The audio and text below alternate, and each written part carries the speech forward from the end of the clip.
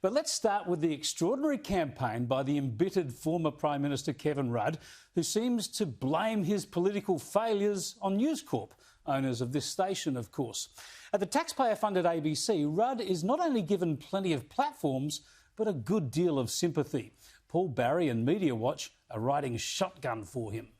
And what can happen when you threaten the might of the Murdochs, as former Prime Minister Kevin Rudd has done. It's now around a month since Kevin Rudd launched an assault on the Murdochs' media power by calling for a royal commission. So why is Rudd suddenly under fire? No doubt because of his noisy campaign against News Corp. And commentators on Sky News made that clear last month with a timely dose of character assassination.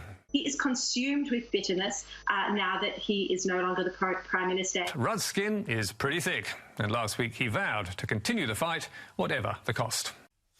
Wow, that's some spin right there. Pointing out the obvious now, apparently, is character assassination.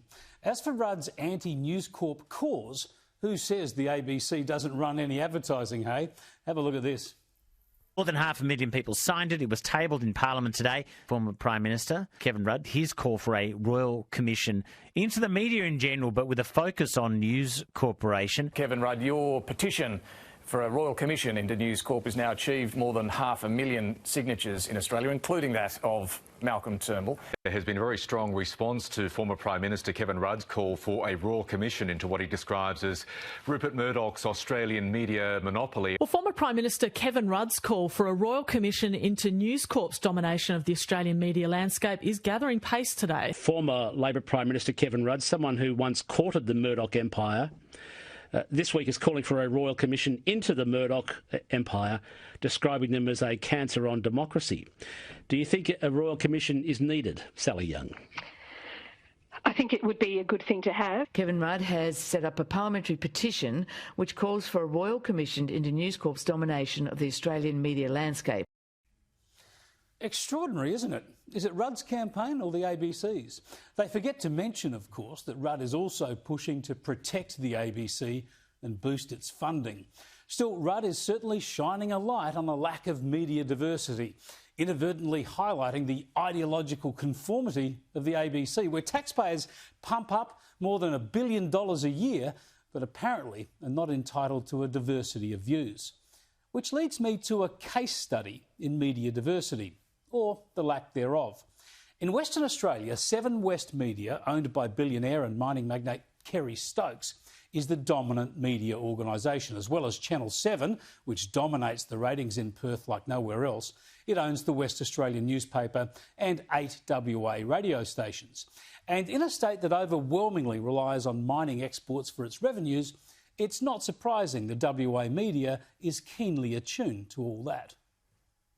And more than 500,000 WA jobs could be at risk if the China trade war escalates and our iron ore imports are banned. We have the most to lose out of anything that takes place here, and we have the most people who could lose their jobs. And there's more than one magnate who thinks keeping in the good books with China exceeds other considerations. In April, Andrew Twiggy Forrest was worried about Australia's call for an independent inquiry into the origins of the coronavirus pandemic.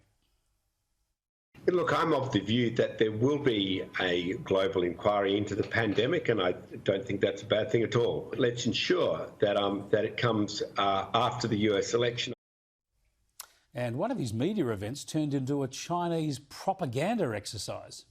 The press conference was called to announce Mr Forrest had secured the delivery of 10 million coronavirus test kits from China.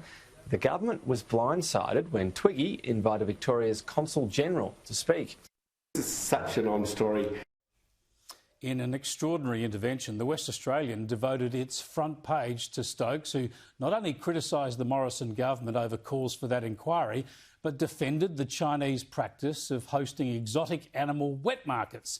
The billionaire praised WA Premier Mark McGowan as exceptional. And across Seven West Media, this appeared to be a theme.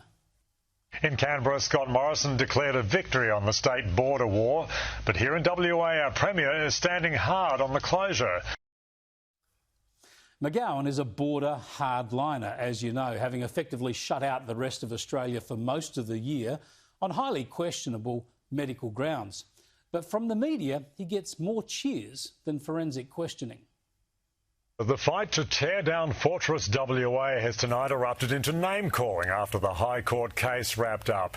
Premier Mark McGowan has labelled billionaire Clive Palmer as an enemy of our state. Mr Palmer is the enemy of the state. He is the enemy of Western Australia. Whether he's welcome or not, Palmer is committed to breaking down WA's door. Life as we know it is about to change dramatically across Perth, with Premier Mark McGowan announcing phase 3 of the roadmap out of the pandemic. Our strong border controls have been our best weapon in this fight. Our hard border with the east continues to serve us well and protect Western Australia with infection. It is these weapons that have allowed us to ease restrictions. But on a day when Victoria recorded 12 new cases of coronavirus, maintaining Fortress WA seems more sensible than ever. Sometimes you have to make difficult decisions. Some people don't like it, but really that's too bad. Enemy of the state? Border controls as weapons? Fortress WA? Sounds like WA is in urgent need of media diversity. Some media organisation that doesn't have a strong presence in that state, perhaps. Oh, that's right. Western Australia is the only state without a strong News Corp presence. No doubt Kevin Rudd will be hoping that's rectified soon.